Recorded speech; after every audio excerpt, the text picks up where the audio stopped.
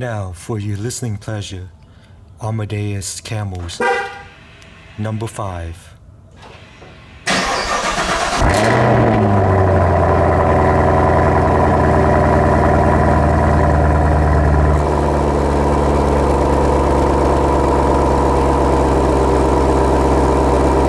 Hey everybody, today I would like to give you a review of my 2023 Camaro ZL1 ZLE.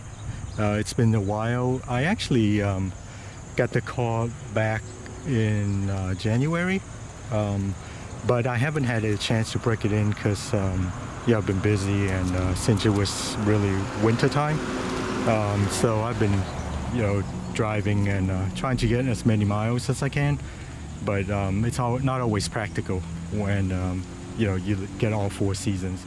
But anyway, I finally broken it in 1,500 miles, and the other day I was taking it out. I did the 5,000 to 6,000 RPM, not red line yet, but man, that thing is loud. So it's really nice to finally be able to drive it as it's intended to be driven. So I'm going to give you a 360 now. This is what Chevy calls a riverside blue metallic. It's a metallic paint. I'm normally not a blue car kind of guy. However, one day I was just driving around, and I was looking, searching online and everything, calling the dealerships for just any ZLE. So basically it was very hard to find. It's still hard to find now for a new one. But I was driving around my neighborhood, and there was a riverside blue metallic ZL1, and I was like, okay, that's in the running. So I really like the color. It pops and it's really nice. I'm normally a boring gray, silver, white car, but after seeing this actual color on the street, I was sold. So it was in the running. So with this particular model, I wasn't really picky about color because it was so hard to get at MSRP when I was searching for it all of 2022. I even got on my local dealer wait list, but it's been running for 20 months now and nothing, so they're not getting it in. So I had to go online. If you see my other videos, I took delivery of it. So but anyway, so I wasn't really picky with color. The only color that I would not want is probably red because it's too loud, but I could have settled for that. And I wouldn't want black. I don't wash my car that much. This car looks good because I had just washed it maybe 2 weeks ago. So, and I haven't driven it. I've been busy doing some other stuff. But anyway, so for this review, we're going to look at the interior, exterior, and then I'll give you the good, the bad, and what I like to call my come on man moment, and then the perplexing. Okay. So we can start out in looking at the exterior. As you can see, it's very muscular. It's got the haunch in the back with the tires that poke out, and these tires are 19. They're factory 19-inch Goodyear Supercar 3Rs. This is one of the best all compound track tires that you can get. I'm surprised Chevy put it on this car, because it's got to be some illegal stuff, because there's no way you can put all compound on a production street cars, but they did it. And these are some sticky tires.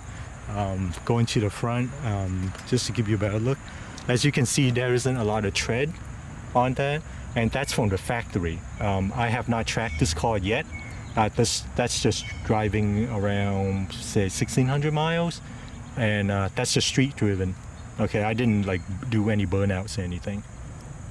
So these things, they have 100 rating, so I expect them to last maybe 10,000 miles, but I think people have reported maybe 7,000 to 8,000 if you're not aggressive with them, and if you track, forget it. Maybe you get 3,000 miles out of them. Okay, so and originally when I was buying the car, I thought I would just swap these tires out, and then get the Michelin summer sports tire, like the 4S or the Super Sports, And then while I was shopping for those tires, I got to thinking, maybe I'm going to run with these in the summer, and then get those Michelin for the winter time. We have all 4 seasons where where I'm at in the Mid-Atlantic. So I've gone away with the Michelin summer sports tires before, so that's fine. And I have a different vehicle for driving in the winter when it snows anyway. So I wanted to drive this car as it is intended by the manufacturer. So I wanted to, eventually just keep the tires on for the summer, and boy do they grip. They're really nice. Okay, so as you can see, the car is very aggressive. It's got the nice wing. It's fixed carbon fiber. This is the culprit that was holding up productions, I guess, starting like right after the pandemic or during the pandemic, because it was a shortage, and I guess you couldn't replace this with regular plastic or something. And then I don't remember hearing that the carbon fiber hood scoop was on constraint. It's just the rear. Okay, and then I love that the roof line is raked down. It's very sporty, and if you can see, it's got the double hump on top, right there and there. Okay, so I guess it's there for when you track it, you want to wear your helmet. It'll give you just a little bit more, and it looks like a power dome, like the Dodge Vapor used to have. So it's nice. It's subtle, but you notice it. Okay, and then the mirrors are fixed, so they don't move at all, and they don't need to. Okay, and then you have the difference between this and the regular ZL1 is the $7,500 1LE option, which gives you the DSSV suspension. It's fixed suspension. I like it. Most people like the plush magnetic ride, so that you can actually adjust anywhere from soft to track mode. But I've driven those and I don't like them. It feels different. Like I can't get the feel of the front. I love fixed suspension. On my last car, I had the Golf R. It's got 3 suspension settings, like soft, sports, and race. And I immediately turned it into race. I immediately set it to race because I wanted the firmest one. Okay. And then other than the DSSV suspension, you have the diplanes or canards, whatever you want to call it. It's supposed to help with the the air flow, keeping the car down. Okay. And then the front face, it's actually larger than the ZL1. And then you see the intercooler. Okay. And then of course the other big thing is the rear wing. The ZL1 does not have this. You can, surprisingly, when I was ordering, you could option it out, but I think it's like a $4,000 option or something like that, 4,000 or 5,000. So it's kind of a waste if you're going to do that. You might as well just outright buy the 1LE option. Okay. And then I think there's like some chassis tuning. You won't see it, but in the rear end, it's got solid bushings, so you can put the power down nicer. Yeah. And then I think that's it. 7,500. I think it's well worth it because I wanted the best handling Camaro, and this is it. Okay, and then let me see. Oh, and the front. These they come with the license plate bracket. So it's I think in one of my other videos, I showed you how to do it from the factory. You don't have to drill it or anything. So they recommend that you remove this if you're going to track the car. And then of course the front Chevy bow tie is hollowed out to give you the extra air. Okay, so let's see. Coming in, and door handles, it's got a nice button. So you push it to open the door when it's locked. So I like this type of lock because on my other vehicles you just come up and touch it and it will unlock. But I found that a lot of time when I was like washing, waxing the car, it keeps unlocking. So this is good. You push it and then I just locked it. So going in, let me see, I'll show you the hood. So we're gonna pop the hood right there.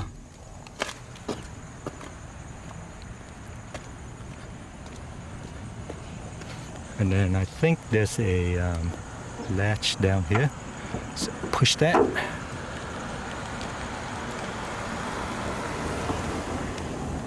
Man, I need two hands to do this. Ah, there we go. And that's running the LT4 supercharged 6.2 liter V8. And one of the reasons I wanted to get this car is because it's gonna be the last Camaro with a V8. It's unfortunate, but that's the way it is. And then it's clean. Well, I haven't been running it that much. The other options, the other features that I like is this puppy right here. It's got a dipstick.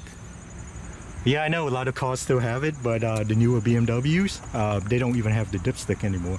So instead of checking your own oil, you're really relying on the computer, and I don't really like it. So I love it when, since it's got the dipstick. And then you get the airbox, and then this one runs 10W40. Unfortunately, the oil filter is underneath the car, so if you want to do it yourself, you're gonna have to elevate the front.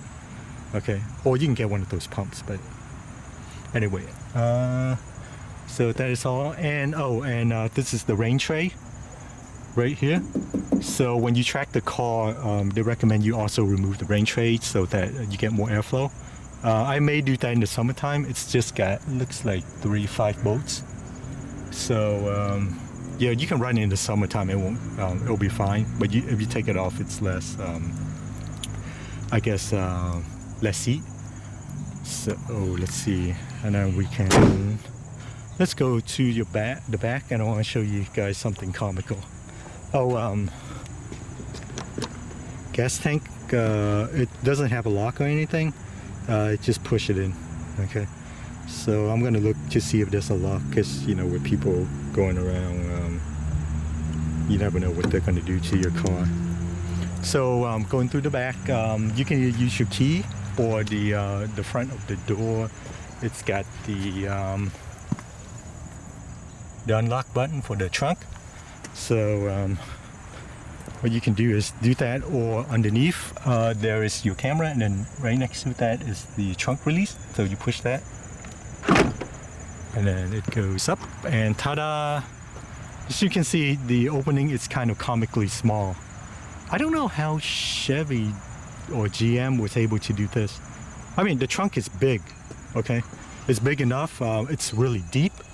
So as you can see, it's really deep in there. So if I take my box and I push it in there for reference, and then there's nothing, I didn't even get the mats yet. And then I don't think, let me see what's down here. Oh, there it is. You get tools. And then, of course, being staggered, it does not have a spare. But you get your tow hook and some other stuff. And one of them is a kit that lets you inflate your tires, okay? And then that looks like it's a subwoofer. You do have, sorry, not subwoofer. That is your, that somebody was coming by. That's your amp, and then your subwoofer is somewhere around. I didn't even look. And then your battery is located in the back. It's behind this compartment, okay? And then I think that's it for the trunk. And of course, just in case if you ever get locked in your trunk, you can pull that and escape. So it's always good. And then, these goggles, they started in, I think, with the 2019. I didn't like them at first. I like the old one with this flat rear lights, but it's grown on me, so I sort of like them now. Not that I have a choice. Although you could just go and buy the replacement, but I like them now, so no biggie. Okay, and then let me see. You have the side skirts. Then let's start with the, let's go in and we'll start, sorry, you get the shark fin with the rear view mirrors, and I'll show you that in a few minutes. And then you have a separate camera as the backup camera right there. Okay, and then you got all sensors and everything. This car doesn't have anything that would indicate it's a 1LE. It's just a ZL1 in the back, but you can tell by the pokey tires, the wheels, those are 19, and I love these. As you can see, they are concave. They have nice concavity to it. And then, I tried to wax my wheels. That was a mistake. Or paint sealed it. It took forever, and my legs were hurting because I didn't have one of those rolling chairs. Lesson learned. These are 5x120, and then the wheels in the back are 12 inches by 19, or 19 by 12. The front are 19 by 11, I believe. Yeah. So the fronts are 305, the rears are 325. You can actually put on 345s in the back. It's within spec. And the front you can run 315. So you can do that without upgrading the wheels or changing, using spacers or anything. And then the only difference between these, I don't know if you can see the brakes. It says 1LE. Let me see if the back is better. Oh, here we go. So say 1LE. Okay. And then of course it's matte black. And looking inside of the car, oh, hold on, the car is coming. Okay, so looking inside, oh, by the way, on the driver's side, if you just push the button, it only opens the driver's side. And then on the passenger side, if you push the button to enter, it opens both sides, okay? So coming in, it's suede, or if you like the more cool sounding Alcantara, it's suede. Okay, and then, oh, I got some dirt right there, whatever. Suede, I'm gonna say it because I don't want to do the 3-syllable Alcantara 4 syllables. Okay, so you got the door up and down, or door locks. It comes with the Bose stereo, which actually is pretty decent. It's not gonna win any awards or anything, but it's decent for a car. And then this is it. This is all you get for your storage. It's kind of sad, and you can put something there, I guess. And then you have your Camaro badging. The seats, there's no lumbar support. Sorry, there's no adjustable lumbar. This is all you get, okay? And it's enough. You don't need adjustable.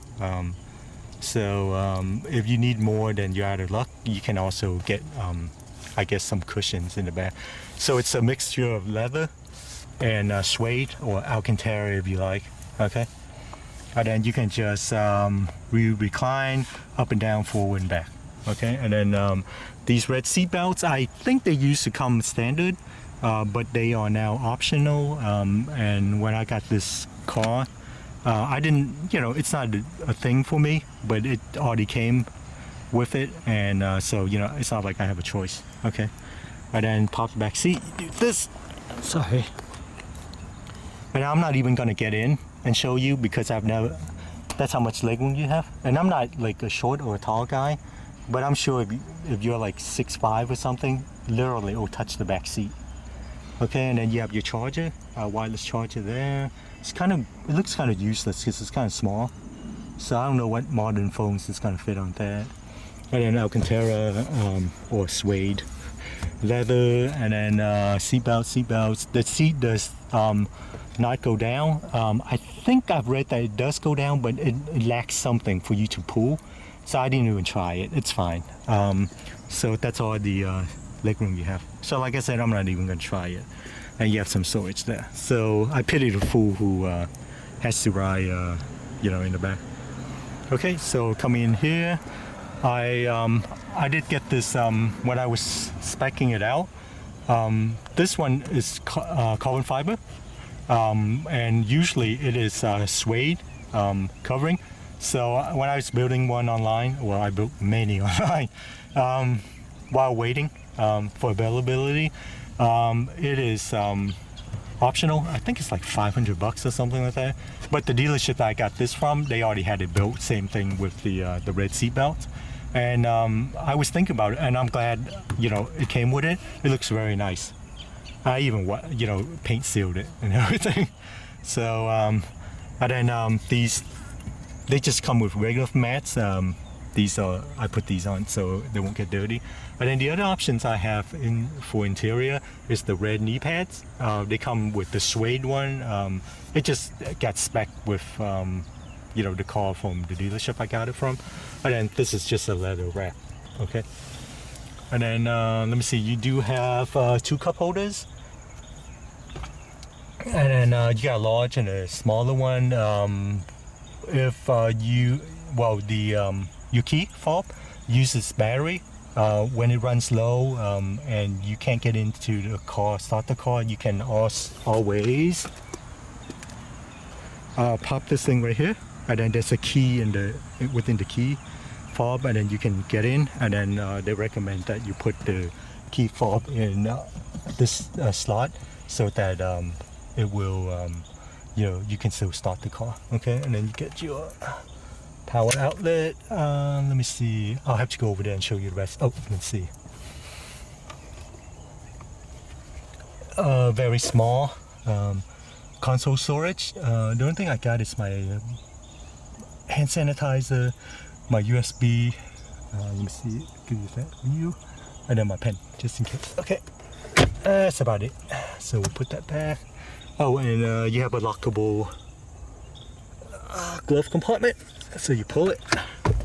Ta-da! There's not much. I got my water, registration towel and stuff like that. Okay, and then of course up here you got venti mirror. Okay, and then these are Recaros. They are you get the ZL1, and then Recaros. They are heated and ventilated.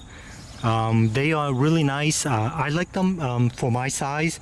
I'm like under 200 pounds, and they're very comfortable, even with the non-adjustable lumbar. If you are a bigger guy with more girth, I can see it being maybe uncomfortable.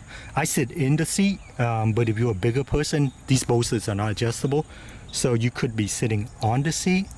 I know that sounds weird, but you should try it out if you're a bigger person, because it may not be comfortable for you. Okay, so let's go to the other side. Okay, here we are on the other side. Oh, I forget, I guess I didn't mention it, but I'm sure you saw it in the video. This is also optional, so when you get the knee pants that's red, this one is also red. Okay, and then you got windows up and down with auto, adjust the mirrors, and then you have 2 memory seats. So it's you can do that. I made them all the same. And then you get your trunk release, comical. Whoops. I guess I got some of the wax on there. Darn it. And then I got my garage opener. That's about it. And then let me see. Oh, I think yeah. Let me show you back. So back here, nothing is same as the other one. And then you have your trunk release. I'm sorry, the your OBD port right there. And then you have your the front release. Okay, the hood release. And then I have this thing to keep it 2 pedals. I did not get the 3 pedals one. It's kind of funny because none of my local dealership has one or had one, and then as soon as I purchased this car, somebody has a rapid blue one with 6-speed manual. Yeah. Okay, so anyway, same seat adjustments, and it doesn't come with this. I just put it on there because while the suede is very soft and supple, they are not as durable as leather. So I just put this on just in case if I have like, a roll of coins or whatever, a screwdriver in my pocket and I accidentally sit down in it, it might rip the thing. So this is a temporary fix for me until I find something else. Okay, and then let's get in. Oh wait, before we do that, so you can adjust your HUD on this side, info. I'll show you when I turn on the car, and then the brightness. Okay, and then you get these cool round vents. Okay, so let's get in. We are in. That's the steering wheel. Looks like a Chevy steering wheel, so it's not too bad. It comes with the suede or Alcantara if you like. It's suede. Here you have your stock for lights. It's auto lights, so I wish there's a way to not have it on every time I start the car, but there's some jerko was racing down the street from here. Anyway, so I have to turn it off every time. It's just a waste of my energy, I guess. Turning that thing cost me like 1 calorie, half a calorie.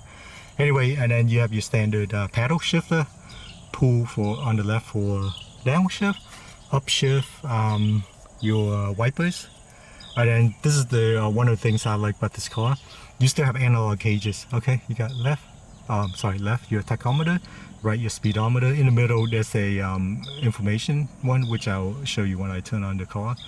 And then you can adjust the your stereo, like up and down, not up and down, next or previous. Okay. And then the columns are manually adjusted, which is better. Once I adjust it, I don't need to go back and keep adjusting it, and it's lighter without the motors. And then going over here, you have your mode selection, your electronic handbrakes. I wish they would come with the manual handbrakes. You can do a lot more with that. And then your traction control, you can have it completely off. And then of course that's the shifter, Alcantara or suede if you like, or whatever. I wish it was just leather. I think leather looks more premium than suede. And the thing with suede is I wash my hands before I drive the car, so it's not all gummy up and stuff. I don't eat in the car, but it's harder to clean. You have to get this chemical to clean it off and everything. So leather would be easier to clean. And then so you have your infotainment center. You have your mirror, and then as you can see, you don't get to see in the rear so much. And then you have your side passenger side mirrors, and then so you have these circular vents, which is kind of cool. And then you have that. Okay, and then you can power it on, back and forth, and we'll get to that later. And then the thing I like about this is that it is the center console shifter. You don't have to use the paddle. You can actually shift it with this. So you push forward to upshift, pull back to downshift. I don't like the way this is set up. I prefer pushing forward to downshift and then pull back to upshift, like reverse flight. So when I play first-person shooters, I like to do the inverse. I've been so used to that for many years. So this is kind of weird. Like one time I downshifted by accident and the RPM jumped on it. Thank God it wasn't down to the first gear or something. Your emergency lights, I guess, signals. And then let me see what else we have. So I got this little sticker, right? I was driving and then one day it just dropped, like from up here. It dropped down and then it just says Gold Team, whatever that is. Ooh, maybe I got like a special car. It's actually running like 700 horses instead of 650. Okay, we'll go with that. We'll say if you have one of these stickers, then you got a 700 horse special instead of 650. Although, when I drive it, it feels pretty fast. But anyway, so that's the interior. And then, so let me fire up the car, and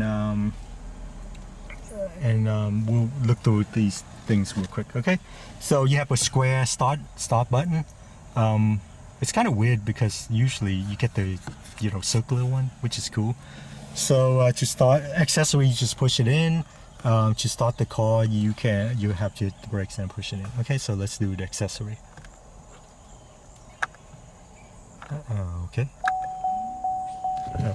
Well, I don't want to start the car. There we go. Okay, when you start out, it looks like that, and it always starts in tour mode with the T right there. You see the blue T, and then you can change it by pushing up or down. It just circles around. So if let's go up. So if you go up, it will be, let me see, it will change to snow mode, which I will never use. I don't know why they have it. Track mode, and then sports mode. And each mode, the exhaust sounds louder. Okay.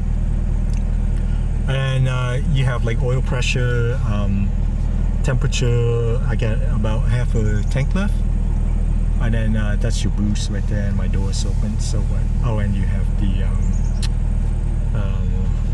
what do I call those things? Whatever. I'm at a loss right now. Anyway, so I have 1,619 miles. I barely got it in, and then you can use this to select and up and down. So if you go up, I'm gonna push up. Okay. It just circles around. So I took off a bunch of stuff. So you get your timer. You have your tire pressure. It looks like my rear needs airing. And then, oh, when it's green, that means that it's ready to go. Your tires are warmed up, okay? And then, look at that. That is BS, man. That's more, like literally 30 minutes ago when I first started the car, it was 51 percent. Now it's 45. So you can follow that if you want. But I think for the oil change is 1 year. Even if, you know, I only have 1,600 miles, so I need to change it in a couple months, so we'll do that later. And going up, it tells you the fuel range that I have left. As you can see, I am averaging 14.9. That's from my break-in, okay? So, and I'll do a different video telling you about the break-ins and stuff. For normal driving, I should be getting 16 or 17. It's not too bad. And then we're back here. And then you can go into different menu by going here. So when I hit, oops, sorry, go back there. So when I go there, you see, it was at info. And then now I'm gonna scroll down performance. And then you wanna go to the right there. So you focus. Oh, that took too long. Okay, so info. You go down to performance, you go to the right. And then I guess that's your G-force. And then I'll just go down this side. It doesn't matter. So your oil temperature, you want it to be at least 200 Fahrenheit, degree Fahrenheit, before you rev it up and stuff like that. Okay. And then your battery voltage, that's fine. Transmission fluid, temperature, you want this as low as possible. And then as you can see, all green, so you can rag on it if you want. And then your LSD, I just left it at 30%. That's what came from the factory. So I'm not like an expert or anything, so we'll leave it at that. And then back to that. Okay, so I usually use this just to, when I first start driving, especially when it's cool outside, I just want to see what my oil temperature is. Okay, so when you hit back with this button, so you go back, you can go to, there we go, your music, your audio, your nav. I don't have nav, I have an issue with that, so we'll get to that part. And your phone, I don't have it connected. And then you can go to other options. Oh yeah, you have launch control, whatever. Units, and whatever. So I never use this. Heads-up display, I do use it. I don't know if you can see it. Right there. Right there. So you can change the brightness of it. And then, you know, when you change music with this, oops, sorry. It will tell you the song name and everything. Okay, where's my heads-up display unit? Right there. It's kind of faded, but I don't like it too bright. It's distracting, so I keep it faded enough. Okay, so it's nice. At first, I didn't, I didn't really care for it, but in having it, I don't have to keep looking down at my speedometer. Okay, and then let's see, go down. So we'll go back to info, and then so instead of looking down to see how fast you're going, you can just look at the heads-up display. So I do find a value in it now that I have it. I did not before. It's nice not to, you don't have to do this every time driving, do this. So you can just do that. Okay, so you have a cool seat. Sorry, not cool, ventilated seat. It doesn't really cool. It's got a couple fans underneath your seat, so when you turn it on, it sucks out the supposedly the hot air. And then what you want to do is put the air conditioning to your feet. Okay, so when it blows whatever the cool air on the bottom is, and then it'll suck out the hot air quicker. So that's why I have it. You can turn it on, off, fan up and down. Rear defrost, front defrost. You can sync both sides. You can have auto, AC, recirculation. Same thing with the passenger side. Okay. And then let's turn on, home, I'll show you that. You just go to the next one, next music, back.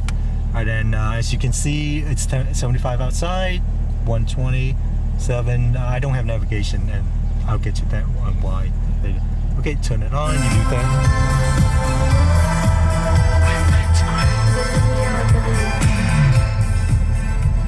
So, let me turn it down. So, with this one, you have like a bunch of options right there. Audio. So, I've got I got my flash drive, and then you can go AM. I got it on 980 sports talk and FM. So you can tune it and all that goodies, and then as you can see up here, you can go to the next one. 1, 2, 3, 4, 5. You have 6 sets of, looks like 5, so 30. So you can do that, and then you can put, I haven't even filled them all out yet. So in order to go back the other way. So it's got like XM radio for free for 1 year. I haven't even used it. I don't really care. And then I have my AM sports talk and all that goodies. Okay. And then let's see what's more. Oh, so you can go to any of that stuff. I don't have my phone connected. So let's see.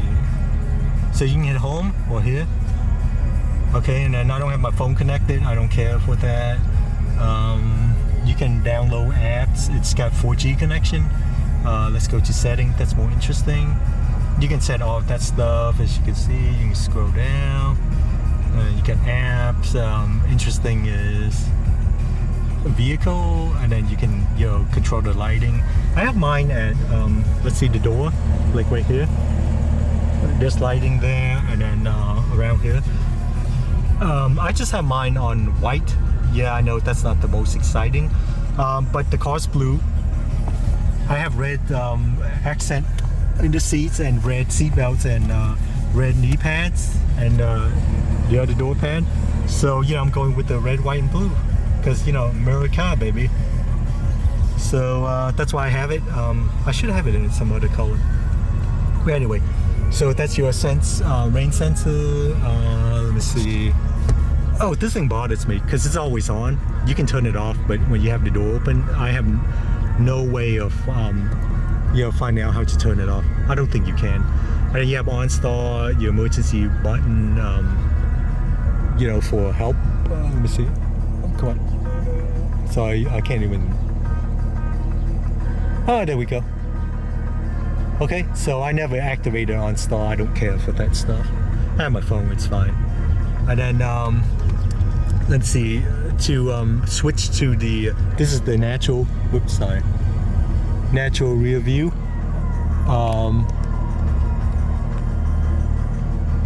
Mirror, and then I think you can hit, let me see, where is it? Oh, there's a knob right there.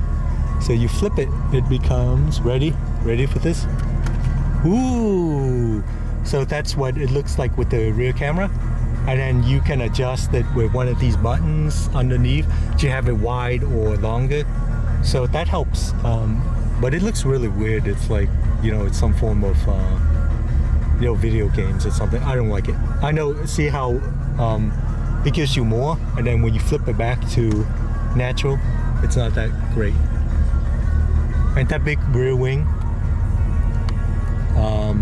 you don't kind of look that up or down to, see the cars behind you, but that's okay. All right, so, going through here, you can, adjust everything, seating position and stuff like that. Okay, and you have valet mode and stuff, all that stuff. So we'll cover the in-depth stuff on the next video. I just wanted to give you guys a more general look at this. Okay, and then you hit that, it goes there. And then in order to turn it on, if you just hit the button, it just mutes it, okay? And then in order to turn it off, you hold it. And that's about it. Okay, so since we're already inside the car, let's do the good, the bad, the perplexing, and of course, what I like to call my come on man moment. Okay, so the good with this car is that it is the seats. I mean, when you sit inside a car, it feels like a sports car, and the view outside of it is sports car view. As you can see, you can't see crap out of it. Okay, so you can adjust your mirror, and that's fine. As you can see how I have it adjusted. And then it's got the blind side monitor right there. Oops, focus. It is, oh, where's my finger? Right there. Okay, so you're fine. And this is what you will see when you're driving. This is at my eye level. So when you're driving, the hood scoop isn't too bad. It's up there, but it is not as bad as the GT500 that I sat in. That hood scoop is high. So, and then I have around 2 or 3 inches on top of my head, just in case in a rollover. I like to keep my head. And then so the good is that the car feels great. Okay, feels like a sports car. You got a flat bottom steering wheel, and then you everything within reach. Okay, so like I said before, you push forward to upshift, pull back to downshift. Okay, and then the other good is it has the center console shifter. The newer cars like the C8 Corvette, the GT500, a lot of the cars, even the Porsches now, they don't have the center console shifter anymore. Okay, so and then you also have paddles. Okay, so that's what I like, and I love that it's still got the analog gauges, and then you have the information center, the digital one. That's fine.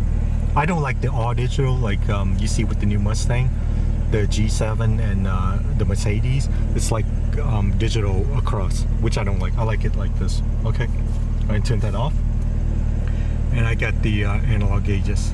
And then so interior, that's what I like. I love these Recaros. They are nice, but like I said earlier, if you're a bigger person, you may have problems. You will be sitting on the seat and not in the seat. Okay, and then these are just comfortable. They're very nice. I wish they would come, without the heat and stuff, heated and ventilated.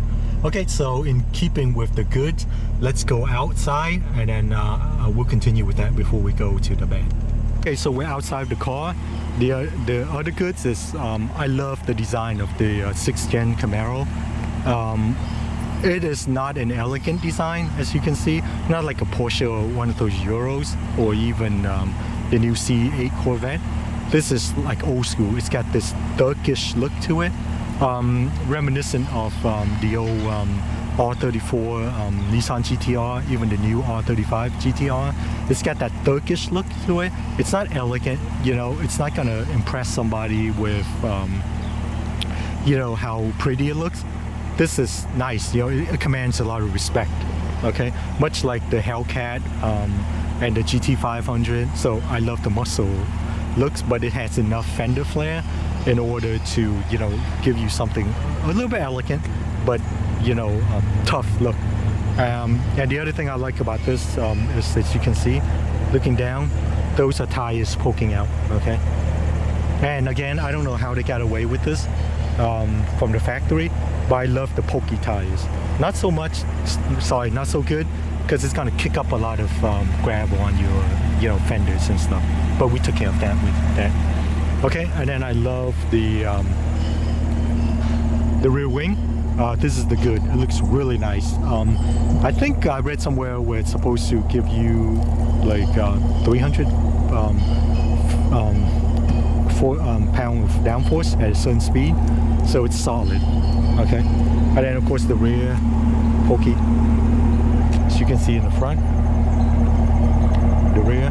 And I love that it's got 19-inch tires, a lot cheaper, and there are more tire selection. Okay, and then it's just rumbling. I love the 4 quad exhaust, as you can see. Not the loudest, but you can get a cam and make it as loud as you want. Okay, and then it's got, I love the rear haunch. But this car, and of course the performance is slow slung. And then of course it's got 650 horses, supercharged. Maybe 10, 15 years ago that was on the high end. Nowadays that's like mid-range, where you have electric cars that has the equivalent to 1,000 horses. So it's still good. I did not get this car for a straightaway run. I got it for handling. Okay, it just happened to have 650 horses. Just in case if you're curious, the clearance is 4.5 inches. Okay. And then let me see what else. So that's the good, and it's got great performance. I love the carbon fiber hood scoop, and it's low. Okay, it's not as bad as the GT500, where it's harder to see. And then I think that's it for me. And then well, this car has a lot of potential. I don't know if you're into modifying or anything, but the car built from the factory is ready to handle up to E85 if you like alternative fuels like that. The only thing you need to do is get the sensor, okay, the fuel sensor. You can install it yourself or just have somebody install it, and you can it will adjust based on your fuel, so you can run anywhere from regular premium fuel to E85. So I may be doing that in the future. Okay. And then I think that's what I got for the goods. I'm sure I'm missing something else. And then, okay, so with that out of the way, let's go with the bad, okay? There's a few bads that I don't like about this car. The first thing is, as you can see with the low slung roof line, it looks cool and everything, but the problem is visibility, outside visibility is terrible when you sit inside and you drive it. Now you can adjust your mirrors and everything, and it'll help, but it's still not a great car to be looking out. Okay, so and when you turn in, you're sort of guessing where the front might be, so you could be scrubbing these puppies right here. Okay, so that's the bad thing. The other bad thing with the hold on. Okay, sorry about that. Somebody was coming. So the other bad thing is this car has, well, the good thing is it has a lot of downforce up top. Okay, so that's also a bad thing because with a lot of downforce, you can have up top or on the bottom of the car. Okay, more expensive cars will have bottom downforce because it takes more research to develop. Okay, so what happens here is you have a lot of downforce up top. So that means that it has a lot of drag. Okay, so as you can see, the front, that looks cool and everything, but it's a lot of drag. And this car, I think, tops out at just under 180 miles per hour. Not that I've gone that high, but based on my research, the regular ZL1 can go like 190, 8 or something like that, 193 to 198. So that's a lot of drag. Okay, so if you're not roll racing or you looking for top speed, then this car is fine. So that's the bad thing, that it's got a lot of drag and it will affect your, I guess, gas mileage if you drive on the highway a lot. Okay, so the next bad thing for me is this is not a Camaro thing, but more like a Chevy thing. It's the fit and finish. Okay, so this is my first Chevy. It won't be my last because I'm in line for a Z06, hopefully one of these years. So with this car, I've never had any car that does this. Hold on. Oh, where is it? Oh, of course, when I have it on video, it doesn't do it. You guys hear that? So I've never had anything like that on my any of my other vehicles. Okay, it's just the fit and finish issues. Okay, with that, and then when we go around back, it's fine, it looks fine, right? And then until we get to here. Okay, as you can see, it doesn't really align like from here to here. It's smooth, smooth, smooth, smooth, and then the bumper sticks out. Okay, I don't know if you can see that right there. Okay, so I don't know how they got this to work. And then over here is the same. As you can see, it's smooth, smooth, smooth, smooth, and then it gets to here and it sticks out. The only good news, see, this is what I'm talking about, right? The only good news is they're even, so it's not like one side sticks out and the other doesn't. So I guess I'm grateful for that. And then I believe back here, so something else, like when I was paint sealing the car. Oh, right, yeah, you get this, okay? I don't know if you can see that. So that's pretty bad. And then this, you ready for this? So on the passenger side, right? So when I go and do this, you see this? That's not a feature of the car, okay? I put that in. The problem is from the factory, this thing right here, as you can see, it doesn't really fit great or anything, right? It sticks out. But when I got it, it actually stuck out like a little bit longer, okay? More. So what I did was I tried to push it in, right? And it wouldn't stick like this whole panel, as you can see. It just didn't do it right. Maybe it, you know, it's molded plastic. So, you know, when you have molded plastic, you're gonna have out of spec one. So what I did was I did double tape. So I double-sided tape, and then I got this thing. So hopefully, I'm hoping that, you know, when I remove this, it'll stick because it's been like this all summer long. So I have to jerry-rig this thing, okay? It's not too bad, but yeah, that's the only other issues from the outside. And then that's the bad. Oh, and then let me see. Oh, well, since I have the door open. So the other bad is the interior is cheap looking, okay? So the plastic is just cheap. And then when you go over to the other side, you can bang on it and it sounds like it's hollow somewhere. So let me take it to the other side, I'll show you. Okay, now we're on the other side. So when you, like, it's just cheap, it moves, you know? So with being a brand new car, it's fine.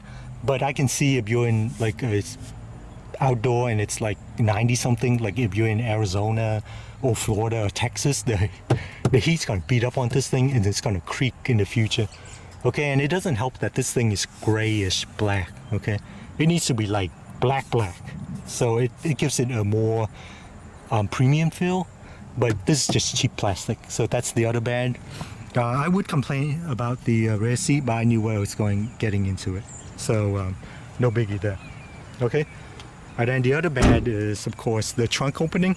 It's very deep, but as you can see earlier, it's not very wide. Okay, so I guess that's all the complaints I have. Gas mileage isn't bad. If you're highway cruising, you can get like 20, 21, 22, something like that. But I've been getting just under 15 because I've been breaking in the car. So, you know, and you have to change like different RPMs and stuff like that. Okay. So that's my bad. And then I have two, I guess, come on man moment. One is this is an $80,000 car. Okay, depending on how you option it out. It does not come with this. Okay, I had to install it. Okay, this is aftermarket rock guards or mud guards or whatever you want to call it. So, you know, with those sticky tires, as you can see, it's already gripping a bunch of crap. So when you run it, it's going to throw up some rocks onto your car. So far, it hasn't done anything to my paint yet because I have this thing right here. Okay, and then same thing with the back, especially the back. You're going to throw up a lot of rocks and gravel and stuff. So it does not come with this. I've had to buy it aftermarket. I bought it for like $100 or something like that, maybe less than 100. So the whole point is that you're selling people a $80,000 car, but realistically it's more because, you know, it was in short supply, and you know, they were dealers were asking a lot for you know, markups and everything. And then so same thing over here. Okay, so really, you know, at $80,000 car, $80,000, come on man, you can't even put in a mud guard, rock guard for that. Okay, so that's my beef with that. And then the other thing that I have a beef with, it has to deal with the interior. Again, this is an $80,000 car, right? And as you can see earlier with my, when I turn on the infotainment thing, you did not see navigation, right? Yeah, they would like $500 for that. Really? Come on, man. $500 for navigation on an $80,000 car? I mean, $20,000 cars now come with that option. My Golf R that I had, it's based off a $20,000 Golf R, regular Golf, and it came with navigation. Okay, so really, $500 extra? Just increase the MSRP or something and make me feel better by giving me the navigation. Okay, well, I have my phone, so it doesn't matter, but the whole point is that they shouldn't be charging for you know, that option. Okay, so those are my two come on man moment. It could be done better, but you know, whatever. Okay, so at last we get to the perplexing for me. The perplexing thing about this car is, you know, there's only a few things, and I'm going to speculate on some of them. Why didn't they come with adjustable rear wing? Like when you see on the, I know this car came out before the GT500, but when you buy the GT500, the carbon fiber track pack, the rear wing is adjustable, user adjustable, okay? So you can have it up more to get more downforce. It depends on the track that you run. Like you can adjust it for a better aero or more downforce, okay? So this thing is designed to do both, but like most things in life, the Jaguar Trade doesn't do anything well. Okay, so if you go in a track that has more straightaway speed, you'll be compromised. Okay, and then that's why you want it adjustable so that it flattens out to not hurt you with high-end speed. Okay, and then the other thing that is perplexing to me is this. Okay, so you see the rear lower diffuser, it's just flat. Usually cars will have, you see those fins, right? So I don't know what they're doing. You know, it's just flat. It's like it's incomplete. So you can buy your own, install it, but you know, that's not the point. So it's perplexing to me why they would do that. The only thing I can think of is maybe they're saving the adjustable wing for a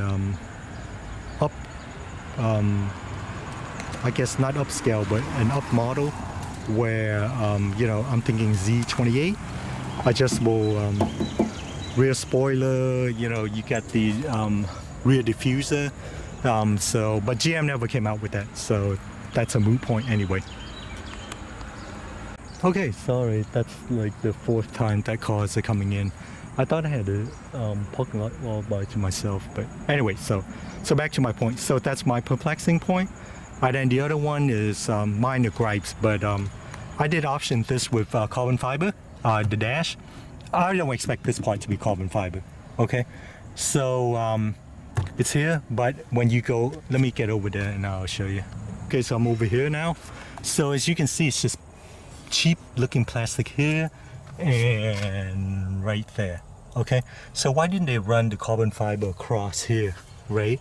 So it's perplexing to me. I know it's just convenient to put that piece in, but it would have spruced up the interior greatly. Okay, so it's just missing a couple cues, and I think that's about it. So I guess in conclusion, don't get me wrong, I complain about everything, like every single product I've had. I think the car's great. Okay, so for 2023, when I got this car, I thought, and a lot of people thought 24 would be the last one, which is true. Camaro, the last year is 2024. The problem is that you cannot get a ZL1 1LE for 2024 off the constraint rear wing. They're using it for the collector's edition. Okay, all 300 of them. So you're not going to get, and I think production ends in December sometimes of this year, 2023.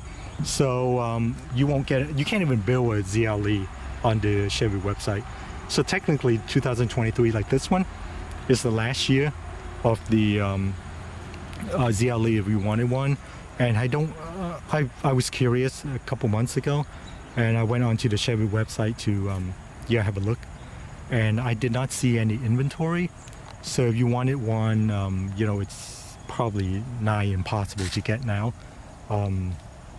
Much more than when I was, looking for it for over a year. So if you could find one, even a used one, slightly used one, and the great thing about these is, I'll admit it, I haven't tracked it yet. I don't know if I'm gonna, because that's my only sports car. And when you track your car, there's always a risk of something going wrong, like running into a wall and stuff like that. So I'm gonna probably wait a little bit longer before taking this to the track. But anyway, most people who buy the ZLE, they don't track it. So you're gonna get one. You can find one like with 7,000 miles, because what most people don't understand is with the DSSV suspension, it's very rough. It depends on how where you came from. So if you're used to the plush, transmission adjustable ones that you can do in your sedan or your SUV, you get into one of these and you're gonna wish you hadn't done it. But all of my cars I've had, like I used to have the E46 M3, fixed suspension. That was rough. I didn't mind it. I liked it because I could feel everything on the road. This car, the Golf R, I put it in race suspension. I felt everything. Like Mom would complain when she would ride with me. Well, she complained after I sold the car. Okay, so she didn't complain when I had the car. So hey, if you don't complain, I don't know. I can't help you if you don't complain, right? But anyway, so back to the point. Most people will sell this with less than 10,000 miles, and I would highly recommend you pick one up. Okay, even for a weekend car, the car handles superbly. Okay, we're talking about in the dry. With the solid bushings in the rear, you never really feel like the car steps out on you. Okay, of course, if you haven't warmed up the tires and you're mashing the throttle in first gear, it's gonna, fishtail on you maybe. Okay, so this one, it has very sticky tires, and once you have actually warmed up the car, then it's just thick. It seems like it has endless grip, and I am not kidding. You can hammer the gas and it will not step out on you. Okay, so it's a superb handler, and from the factory, I feel like this car already has like everything built in for you. Okay, so the only thing you need, so if you want top end power, right, you can always upgrade a 1.7 liter supercharger to the popular 2.65. Okay, you can get 800 horses out of it. You don't even need to upgrade any cooling, because the stock 1.7 unit, it runs 17 to 19,000 RPMs. That's a lot of heat. Okay, but with the 2.65, you can get the same power or a little bit more. It hums along at around 12 to 14,000 RPMs. So it's not putting out a lot of heat. You can get the same power or a little bit more power for less. So I'm not saying that, it's easy for you to just snap it on, but you can do that upgrade. The suspension tuning is superb already. So you don't have to mess with it. You're not gonna get anything better than the SSV for handling. Okay, so you don't need to do that. And like I said earlier, the car already, from the factory, is already able to run E85. You just need the fuel sensor, the flex fuel sensor from GM. I think they go for like $200 and something. Let's just say you pay somebody another $200 to install it, $500. You can run up to E85. So it's versatile for the future when gas gets very expensive. You can definitely run E15 to 85, and it'll save you some money. Although it's not as fuel efficient, but that's something else. So the car looks good. You don't have to upgrade everything. 19-inch wheels. It's just an overall fantastic car. And like I said, I will highly recommend it. I've said before, like I'm in line for an allocation for a Z06, and I like it because I've always liked Corvettes. It's just that it wasn't really my thing, but with the new design with the mid-engine and everything, it looks really cool. Okay, So I'm in line for one of those, but after having this car for like 10 months now, I don't know if I want to get it when my allocation comes up, because I'm thinking by the time, you know, it comes up, there should be a bunch of used ZLE. You just have to find the right one. And I'm thinking about getting it and spending, the difference will probably be, gosh, probably 50,000. Because right now with the cheapest Z06, I'm pricing it at 115. So in 4 or 5 years, it'll probably be at 130, 140, even 150. So if I get a used ZLE for around 60, maybe 50,000, and I tune it, you know, with the supercharger, weight reduction, it can beat the Z06. So I'm thinking about that way, getting another one, keeping this one stock, so I know what it's like. But then, you know, have something that'll run anywhere, all around car. So that's just something that I'm thinking about. So anyway, sorry, you know, I am going off the rails there. So anyway, so overall, I would highly recommend you pick one up. I don't think there are any new one unless there's a dealership somewhere sitting on one, but you're probably looking at least 10, you know, 20,000 over. At that point, you know, I don't think it's worth it.